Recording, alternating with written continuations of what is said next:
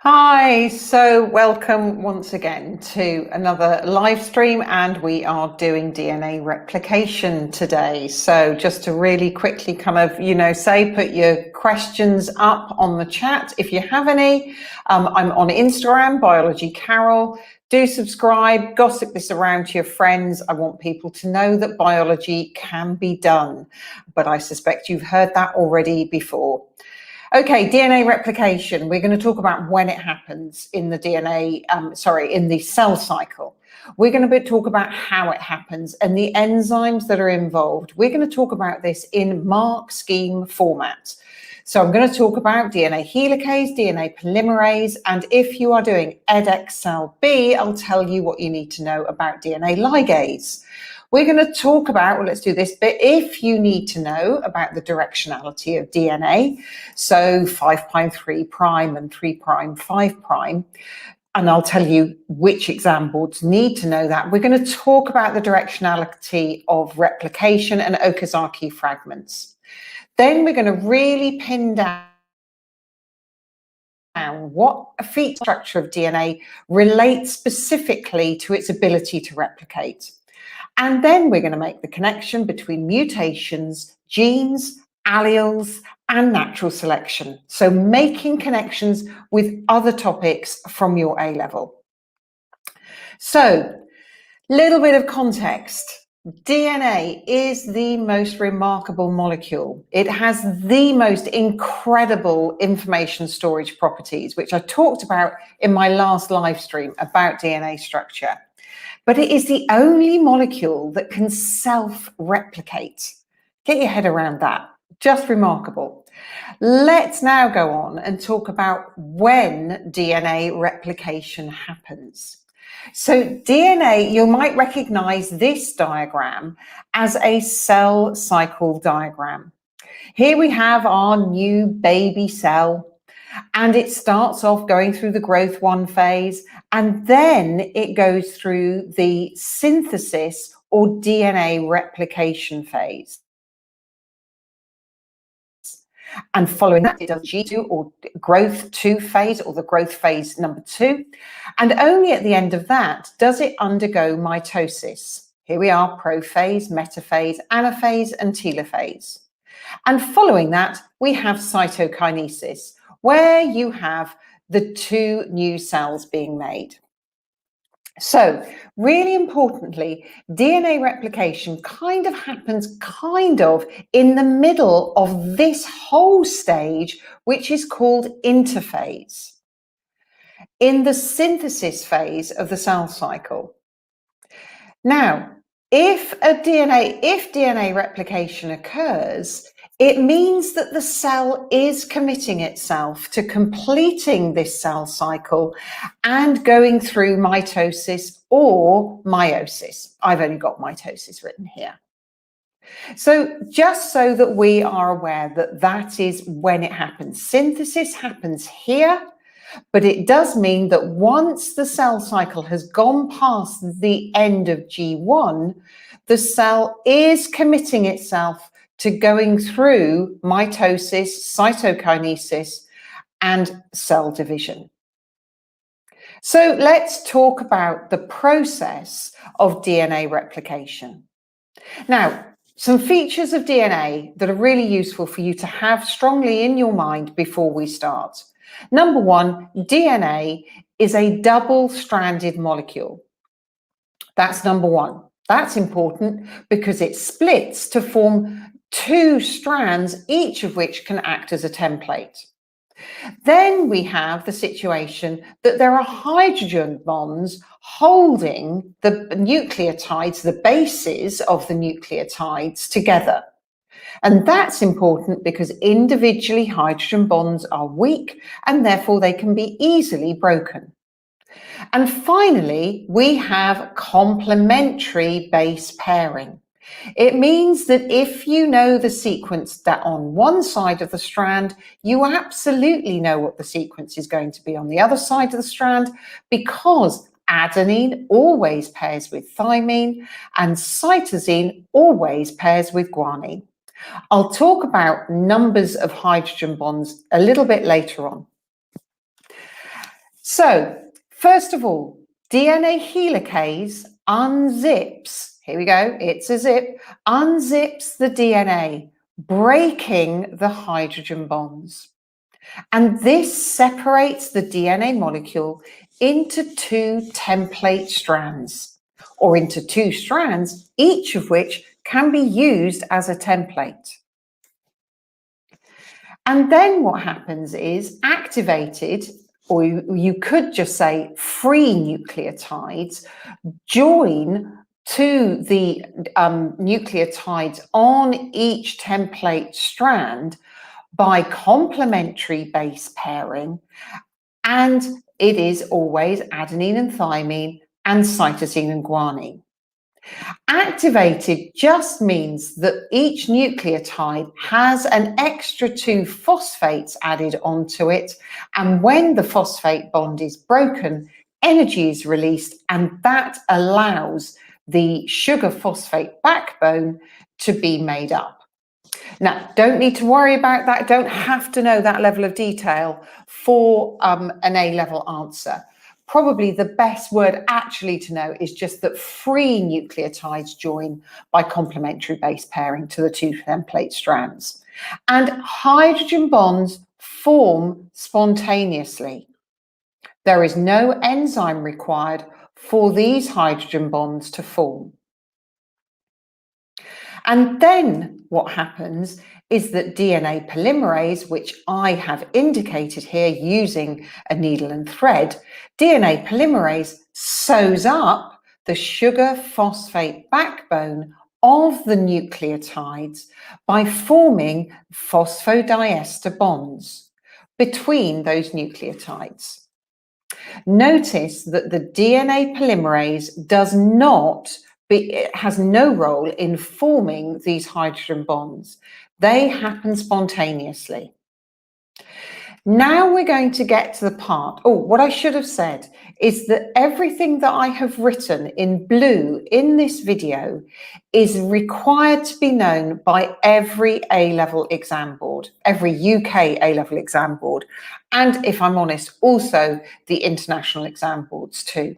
It is the fundamental knowledge of DNA replication that is required to be known at A-level standard. Now, there are some exam boards, particularly OCR, Edexcel B and Educas, which require you to understand that DNA has a directionality in its molecule.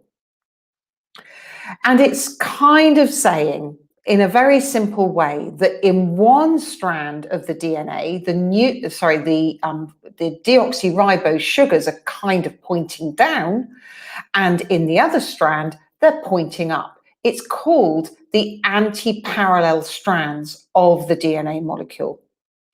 And they're actually labeled according to the way in which the phosphate joins to the deoxyribose sugar. In this strand, it joins to the 5' sugar, or the number 5 carbon in the deoxyribose at the top, and it joins to the 3' carbon here at the bottom. Hence, this is the 5', 3' strand of DNA. This one, going from top to bottom again, if we look at this phosphate molecule here, this carbon here is the 3' carbon, and this carbon here is the 5' carbon, and therefore we call this strand the 3', 5' strand. DNA molecules, the strands in them have a directionality. So I'm going to label my original DNA molecule 3', 5', 5', 3'.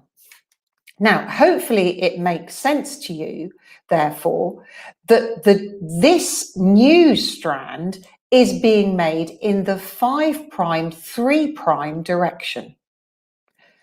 And that is because DNA polymerase can only add nucleotides to the 3' end of the new strand. Similarly here, and I've tried to show this by the direction in which I'm placing my needle and thread, This DNA polymerase is working down this way, adding nucleotides to the 3' end of the strand. But this DNA polymerase can only work in this direction because this is the 5', 3' direction, and it can only add nucleotides on this end of the new strand. Now, hopefully it makes sense to you that as the DNA helicase moves down in this direction, this strand, which is called the leading strand, the DNA polymerase can just follow on behind because it can just keep adding the nucleotides in the 3' direction. However, this strand here, which is called the lagging strand, can only make this new strand in bits, because if you kind of think that it's made this bit, it's just added the adenine at the 3' end, it kind of can't do any more because there's probably another bit of strand here, but it's got to wait until the helicase has moved further down and then start making a new strand to join up with this one. Now, these little bits or fragments of the new strand are called Okazaki fragments. In fact, telling you that they're Okazaki fragments is just taking you a little tiny bit beyond the specification, even for OCR, EdXLB and EDUCAS. But I just think it just helps finish the story. But EdXLB needs to know that one of the strands can only be made by joining these bits together with DNA ligase. That's where DNA ligase comes in. AQA does not need to know the anti-parallel structure. Have I got your name right? Saisha. I hope I've said that right. So no, AQA and EdXLA only need to know what I'm writing in blue. People who are doing OCR, EdXLB and EDUCAS need to take note of what I am writing in black. Okay, the blue bit is the bit that everybody must know. So, with the roles of DNA helicase and DNA polymerase being carried out, we end up with two daughter strands of DNA, which we say they have been replicated by semi-conservative replication, because each new daughter molecule has one strand which is the original strand and one strand which is the new strand. And then finally, each of these molecules twists into the DNA double helix that we know. And here is the whole of the process on one slide, just as a whole summary. DNA helicase splitting the hydrogen bonds, the free nucleotides joining by complementary base pairing and the hydrogen bonds being made spontaneously, and DNA polymerase having its role in joining the sugar phosphate backbone of those nucleotides. And you end up with two strands being made by semi-conservative replication, because one is the original strand and one is the new strand in each molecule. So let's just go through the UK exam board differences. All boards need to know that DNA is double-stranded, there are complementary bases, hydrogen bonds hold those central bases together in the rungs of the ladder that is the DNA molecule. You need to know the roles of DNA helicase and DNA polymerase. All boards have to know that basic story, the bit in blue. DNA ligase is only specified in the EdXLB specification. And you just have to know that DNA ligase joins helps join the fragments of DNA in the new template, in the new strand. OCR, EdXLB, and EDUCAS also require you to know that the bases are split into two groups. Purines, which are larger molecules made up of two ring structures, and those are adenine and guanine, and the pyrimidines, which are the smaller molecule made up of just a single ring structure, which are thymine and cytosine in DNA, and also uracil if you're ever talking about RNA. Hopefully it makes sense that if you think that the rungs of the ladder have to be the same size for the DNA molecule to work as a molecule, it makes sense that you have to have a purine and a pyrimidine joining together. And it just so happens that adenine always pairs with thymine, or uracil if we're talking about RNA, and guanine always pairs with cytosine. And finally, coming to the number of bonds, I was careful in all of my diagrams to draw them accurately. Adenine and thymine, OCR, require you to know that adenine and thymine are joined by 2 hydrogen bonds, and cytosine and guanine are joined by 3 hydrogen bonds. And finally, the directionality of DNA, and therefore the directionality of how DNA polymerase works, is also required to be known by OCR, EdXLB, and EDUCAS. So dear old AQA and EdXLA only really need to know the basic story, i.e. the bit in the blue ink. I hope that is clear. So now I've seen questions where they ask, what is it about the DNA structure that allows it to replicate or allows it to replicate accurately? And we're going to pick out the particular bits of DNA structure and how those particular bits allow replication. So first of all, DNA is double-stranded, and that means that each strand can act as a template. Then we can talk about the hydrogen bonds. Don't need to talk about the numbers at this stage, but the fact that hydrogen bonds hold the nucleotides together across the rungs of the ladder means because hydrogen bonds are individually weak, they are easily broken.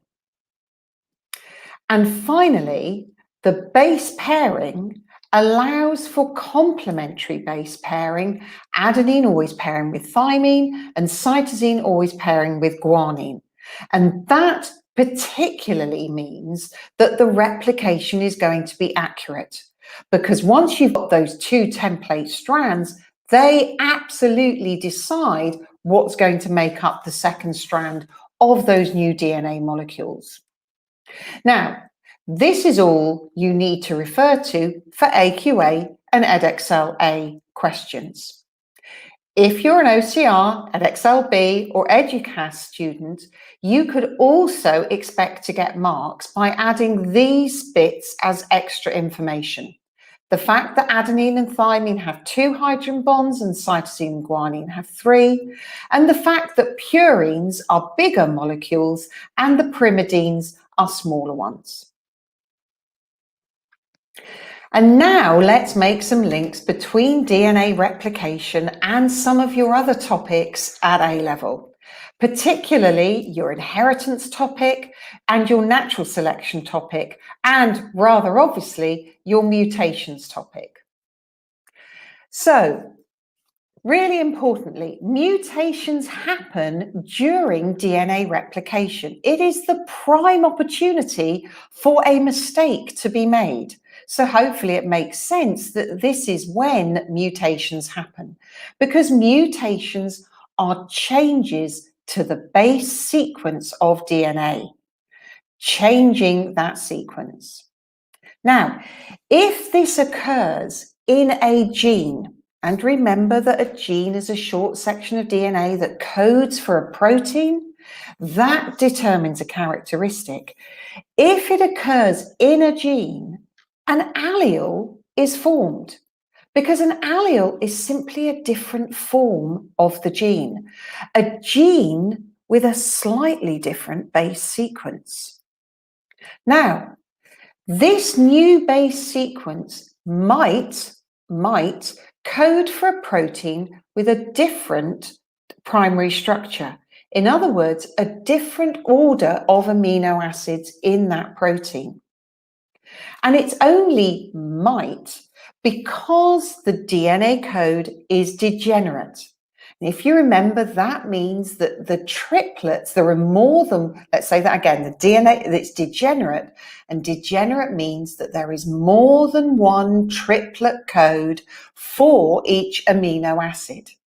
So you might get a change in a triplet code, but actually that triplet code still codes for exactly the same amino acid. The protein primary structure is unchanged. It will make no difference whatsoever.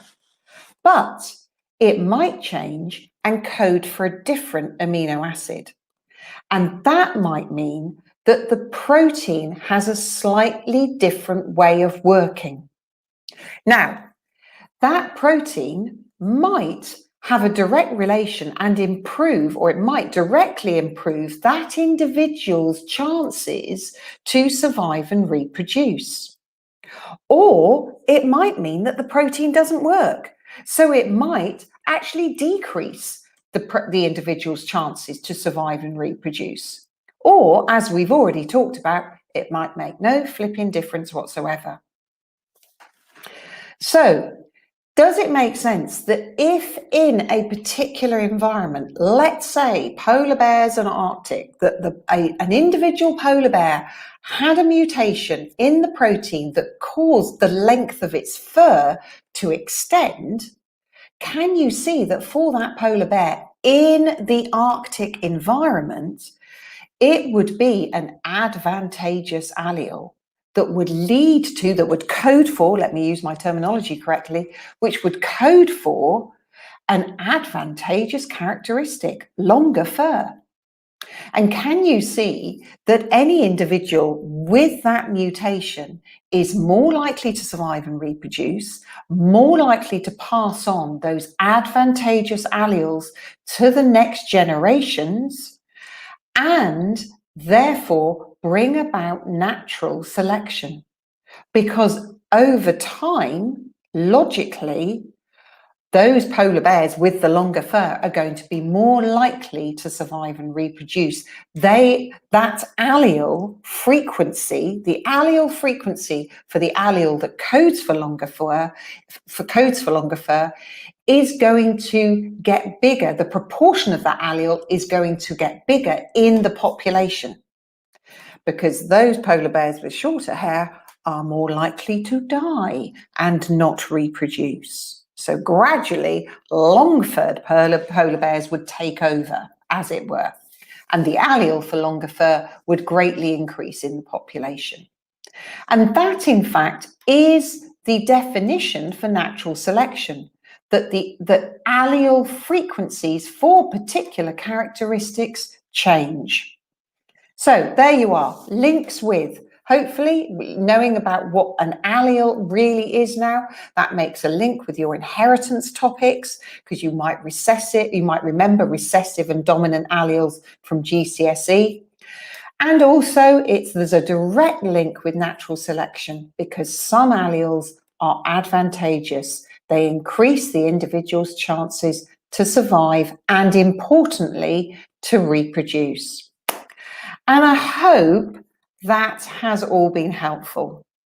We have talked through, what have we talked through? When DNA replication happens, how it happens according to all of your different syllabuses. We have talked about how the DNA structure relates particularly to its function of replication. And we've made connections between your AS topic of DNA replication with your year 13 topic of inheritance, with your year 12 and your year 13 topic of natural selection, and hopefully also with your topic of mutations. So any questions? Let's have a look. Shimoli, hi, nice to see you, Shimoli, again. Can you please elaborate on the role and structure of introns and exons? Yes, really simple. she says, not meaning to sound patronizing, genes, with those bits of DNA which are transcribed and translated into proteins, made into proteins, we say that those are expressed. And any gene, i.e. it is expressed, is an exon. It's called an exon because it's expressed. In contrast, and you'd also call genes coding DNA. Introns, on the other hand, are also called non-coding DNA, and they're called introns because they interfere. And introns are not transcribed and translated into proteins. They're not made into proteins. So exons, basically genes made into proteins. They are expressed. Introns, not made into proteins, not expressed, they interfere. That's where those names come from. I hope that helps you, Shimoli. If there aren't any other questions, I'm going to let us all finish short and sweetly and let us carry on with the day. I think we got through quite a lot, and we're going to have done that in less than half an hour. So I'm hoping that was half an hour well spent for you. And next Thursday, I'm going to be going through all the different types of DNA mutations. Oh, we've got another couple of questions. Oh yeah, expressed and interfered. Absolutely, it's totally the way to remember it. Did my head in trying to remember which one was which. And as soon as I realized that they called exons for that, they called exons because they're expressed, and introns because they interfere, then totally sorted my brain out for remembering it. Is DNA polymerase used for A and T and C and G and RNA polymerase?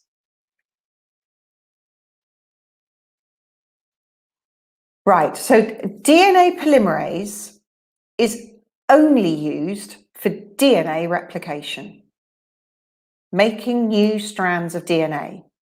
And therefore DNA polymerase, it has nothing to do with how the nucleotides pair up, because that happened kind of before the DNA polymerase came along, because the DNA polymerase only sews up the sugar phosphate backbone once those nucleotides are in place and have hydrogen bonded to their complementary base pairs. So it has nothing to do with how they pair up. It just sews up the sugar phosphate backbone. RNA polymerase is only used for making RNA. So an RNA polymerase sews up the sugar phosphate backbone on that new RNA molecule. Again, it doesn't have anything to do with the RNA nucleotides joining with their complementary bases of the DNA strand.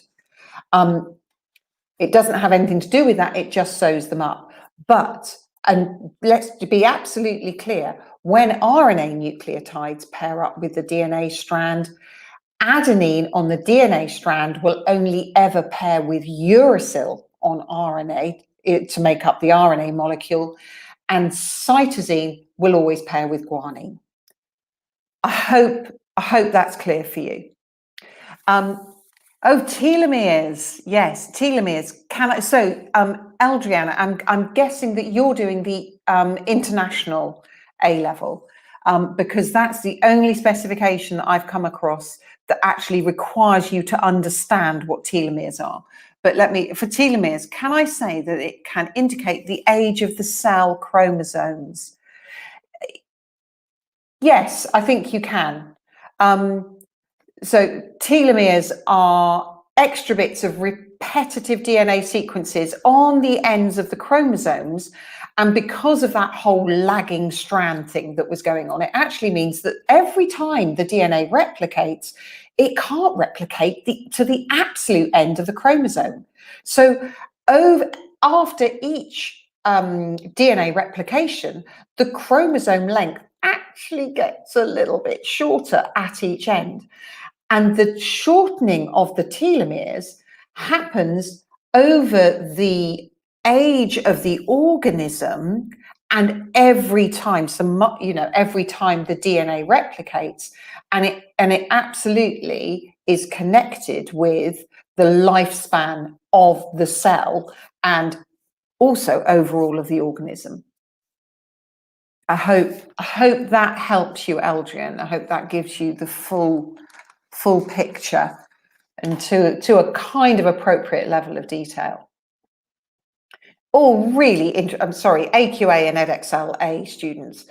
This is all really fascinating stuff. And if you're planning to go on and do biology at university, totally worth starting to get your head around now, but also really worth you understanding what you need to know to get the marks for your exam board.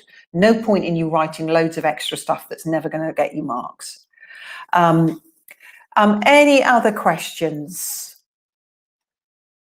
Otherwise, I'm just going to, in the nicest sense, say thank you all very much for joining me. I really hope this has been useful and has been worth your while.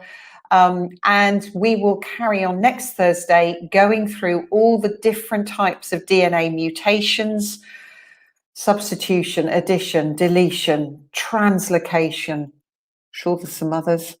Can't remember them now. We'll be going through all of them next week. And to be quite frank, I'm going to be merging, because this topic, part of it is often taught at AS and then it's extended in the year 13. I'm doing the whole flipping lot together because you all have to do your exams at the end of year 13. To be quite frank, you might as well just do the whole blooming lot in one go. Hope that makes sense. Hi, Lisa. That's all right. That's fine. Struggling to understand translation process of DNA. I'm doing AQA. Any tips on that? Absolutely, Lisa. Watch my video on my YouTube channel. I'm sure I've got one on translation, transcription and translation. Flipping hope so. Really do think I have. Yes, under protein synthesis. Really sure I have. What's the role of the nucleus? Role of the nucleus.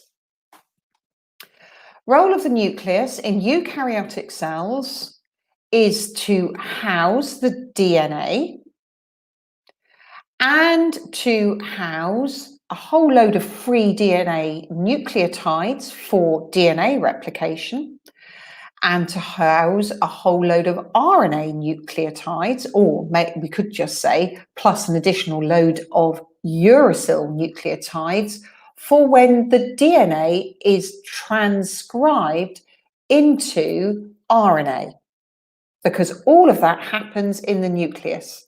New DNA is made in the nucleus and RNA is made in the nucleus. Any other major roles? No, not at A level. I think that would probably do. I'm really hoping it's there, Lisa. If not, I'm going to have to make one pretty quickly. Yeah, to be honest, I don't think I can cover that. Lisa, if you wanted to DM me on Instagram, I might be able to give you some hints if there is something particular. So just bear that in mind, because I'm on Instagram. I'm always happy to help when I can. All right, I think questions are drying up. Guys, I think it's time for us, anybody in the UK and enjoying the sunshine, to get out in the sunshine. And if you're anywhere else around the world, go off and do something relaxing now. And look forward to seeing you next Thursday. All the very best, you guys, and see you in a week's time.